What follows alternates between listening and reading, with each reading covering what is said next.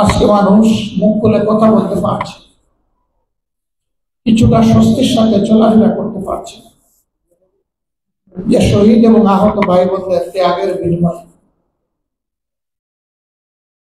আমি দেশবাসীকে অনুরোধ করব, তাদের জীবন এবং রক্তের সাথে আমরা যেন এমন কোনো কাজ না করি যেটা তাদের রক্ত এবং জীবন অপমানিত হবে।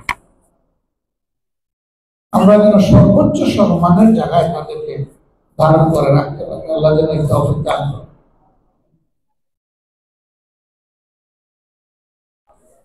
আমরা যে শহীদ স্মরণিকাটা প্রকাশ করেছি, এটা আপনাদের সহযোগিতার কারণেই সম্ভব হয়েছে। আমরা বলেছিলাম যে আপনাদের কাছে স্মরণিকা পৌঁছে যাবে, পরপর কিছু জরুরি কাজ পড়ে আমরা এখনো পৌঁছাতে পারিনি।